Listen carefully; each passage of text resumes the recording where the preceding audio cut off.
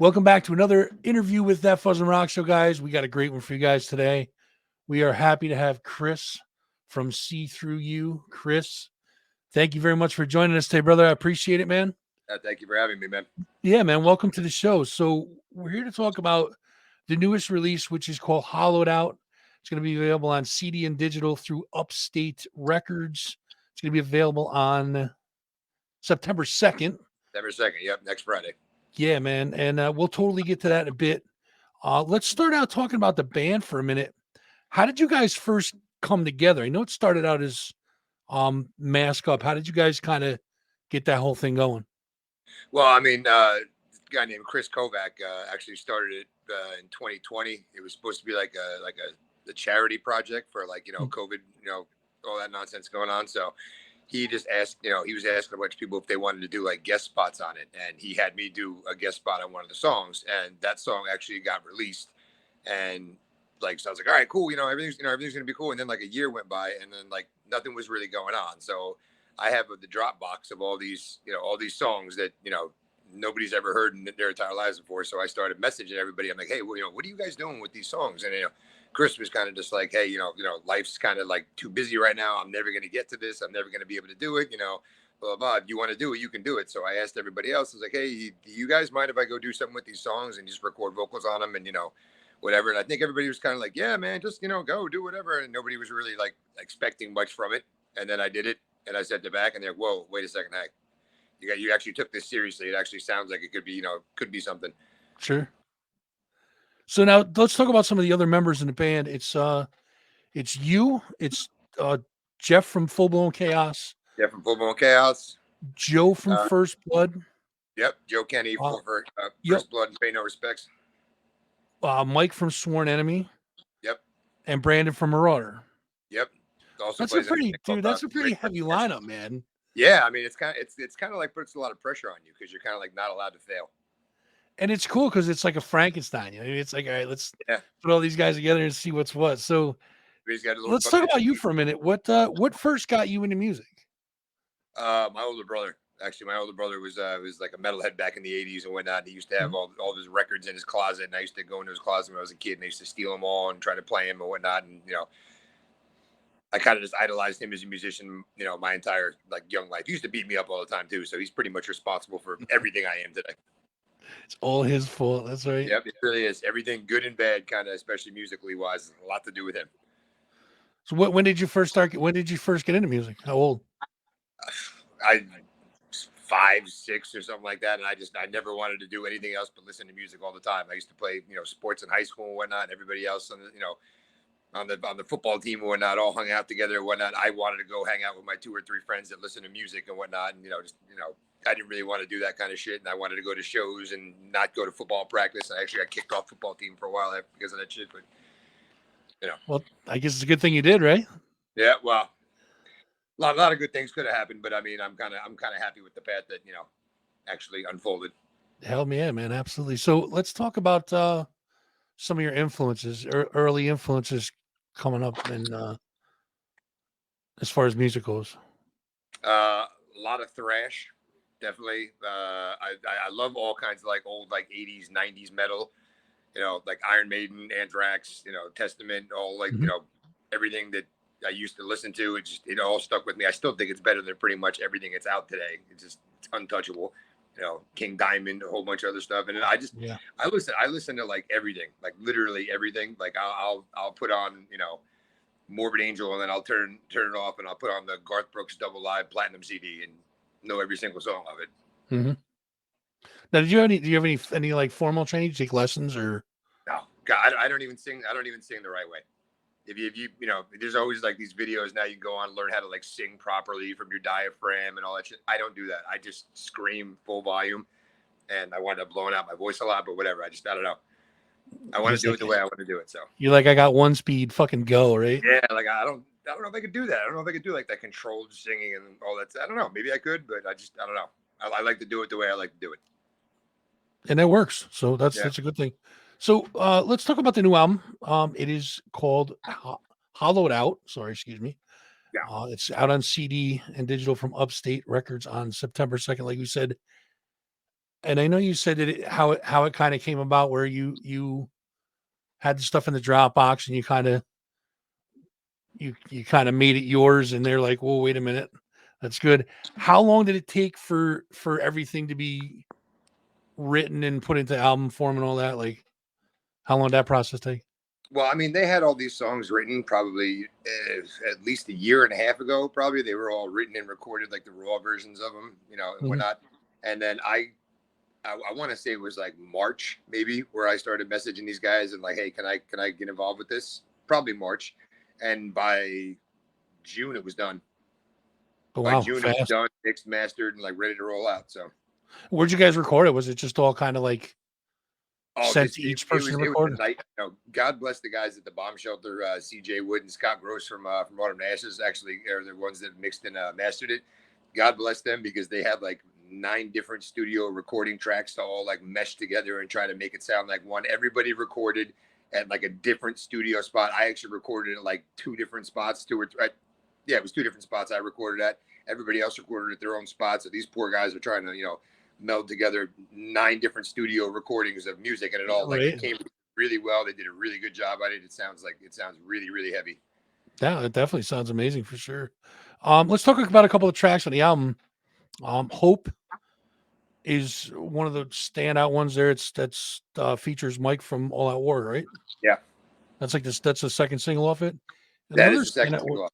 Another standout was Behold. I think That was the might have been first the thing. Yeah, first, right? yeah. And that's definitely another standout. So tell us about some of these tracks. Like, did you put the vocals on these yourself? Did you put the words to these, or were Oh the yeah, words already written? I'm like kind of like insistent on writing all my own lyrics and whatnot. Just as I got a messy head, man. I got a lot of like mental health shit that goes on and whatnot. So Mhm. that's really how it like manifests itself when I write stuff. I'll think of a situation that happened to me in my life, and I'll kind of like twist it and contort it and make it sound all like crazy and all that stuff, and sound like something completely not what it's, right. It'll be about me being pissed off at a friend or something like that, and it'll sound like a complete fucking nonsensical murderous rage. Yeah, you say pissed off. It's a pissed off album, man. It hits pretty hard. It comes out right from the gate and just goes. Yeah, Now, yeah, do you it have a really favorite does track on not the slow album, down or at all. what's? I'm sorry. I said it does not slow down at all. No, definitely not. Now, do you have a favorite track on the album, or is it It kind of bounces around sometimes. I'm actually a huge fan of the intro. That's kind of like almost my favorite thing. When I put the intro on, I usually replay it 2 or 3 times when I'm driving. Mhm. And I would say if I had to have one favorite at the moment, because I listen to it literally every single day when I'm driving to and from work. It's pretty much the only thing I listen to. Sure? I would say probably the favorite I have right now is probably Nowhere to Be Found, which is going to be the last track on the CD, if I'm not mistaken. Yeah, good one for sure. Now, do you guys have any plans of touring in support of this, or is it just kind of a studio Well, thing? we plan to play some shows. Let's put it like that, because everybody is literally spread out all over, you know, Right. all over the place. Brandon is in Nebraska, Joe is in England, Jeff is in, I think, Connecticut or something like that. Mike's in New Right. York, I'm in New Jersey. So it would be hard, but not impossible for us to get together and play some shows, which I think is the plan right now. But I mean, we have to start from there because these guys are all like musicians in their own. They all, go out on tours and whatnot. Mike is, was just on a tour, I think, with Anthrax and wherever he's going over to Europe, I Yeah. think, Sure. in a couple months or whatever. So, I mean, just as far as like his availability and everybody else's availability when they're not playing shows with their own, other projects. So, me, I just work and I have kids. So, I mean, whenever I can make time for it, I make time for it. And. So let's talk about some of the bands that you've been in over the years. Let's talk about some of the bands you've been in. Who have you been with, so the folks know? Well, Shadow Realm, obviously, Mhm. for the short amount of time that it was, and Right. whatever that was apparently impactful enough for it to be, like 2 or 3 years, and for it to still be me still having to hear, all will suffer now. So, Suffer the Living was the band that came after Shadow Realm, Mhm. and in my opinion, Suffer the Living is what I wanted Shadow Realm to be, and it was actually me and Al, the drummer from the original Shadow Realm, did Yep. Suffer the Living, and the one album we did from Suffer the Living is still out now. It's still like out for streaming or whatnot. I listen to that every now and again, Mhm. and that kind of subsided. And then me and Al have been like musical partners for like 20 years. Every time I jump to another band, Al usually comes with me. So There then you go. Al and I did Hammerhead, New Jersey, from with Nick from Shadow Realm, Nick the bass player. Sure. So it was me, Alan, Nick, and a couple other people, and it's just those are pretty much the big three. I dabbled in a band called Nothing Is Sacred for a little while, but nothing really serious ever came of it. We put out a couple tracks, but it was more like a fun band. Gotcha. So let's talk about did you tour with the old bands, or is that you guys do any major tours? I went on a couple of tours with Shadow Realm, like couple week tours and whatnot to Europe a couple times. But the whole reason why I quit is because I didn't want to tour, because I had a semi decent job, which actually turned into a good job, and I'm actually really glad that I quit. I don't regret it one bit. So, but it came down to, hey, do you want to go on a 1 month tour with I forget what it was, like Unearth and somebody else, something like that, or do you want to quit and go do your job? And I said, well, I quit. Right. So I can start another band. I don't feel like fucking this job up right now. Yeah, no, I hear you there. So do you have any cool stories about being on the road at all? Like anything good or bad that happened out on the road that kind of stands out to you when you were touring or whatever? You run out of money a lot. So you're kind of hungry. If you're planning on fucking touring or anything like that, have a nest egg, because you will run out of money real fucking quick. And even if you're just eating Jack in the Box burgers or whatever the hell, like on the road, you will run out of money real fucking quick. Right. So I don't know. That was the one thing I was real surprised at when I went out on tour. I was like, oh wow, cool. I got a couple $100. And then when the first week, I was like, oh shit. I'm like, can I borrow $1.50 so I can go get a cheeseburger from McDonald's? Yeah. Right now, what am I gonna do? Yeah. And it's so just, nothing, exactly, no crazy standout tour stories though. I mean, there was a couple. There was a couple. We did a tour with Bad Luck 13. I think it was in like 2001 or something like that. And we pulled up to the show. I think it was outside of Denver. And the only thing it was in a strip mall. The only place was this club and a liquor store at the end of the corner. And we were about 7 hours early for the show. So Shadow Realm and Bad Luck 13 pre-gaming for about 7 hours in a parking lot of a show. Ouch. Needless to say, there was a fire. I got slashed up with a box cutter. I ran outside and dove underneath the van and the gravel and whatnot when the fire happened, because I didn't know what the hell was going on. I got stabbed in the head with a fork by somebody in Bad Luck 13 at the time, and it was like all in good fun and whatnot. But I mean, yeah, that entire tour, I wish I had like a body cam or something on it. That wasn't all in Denver, right? That was in different spots. Well, that happened. It was just a one show in Denver. It was actually the following night we went and played in Salt Lake City, and I was pissed off because they stabbed me in the forehead with a fork, and I was pissed off because I got slashed up with a box cutter. So I actually played the show with this big like gauntlet of gauze on my arm, and I started freaking out during the show, like, having a good time, whatever. And I actually did like a running senton almost onto the stage, and actually crushed Jay Goldberg from Bad Luck 13. I actually crushed him against like the scaffolding or whatever the hell it was on the stage, and he had to do the remainder of the tour with a back brace on and a cane, because I think he did something to his back. I don't know if he broke it or something. Wow. It got wild. Oh, that is pretty crazy. My body hates me for those days. Holy shit. So, I mean, how do you feel about the album, dude? It's listen, I listened to it. Normally I only listen to a couple tracks. I had to listen to the whole thing because I just started vibing with it. It was definitely freaking start to finish. It just comes out and grabs you, and it is pissed off. It's definitely good stuff. Like how are you feeling about it?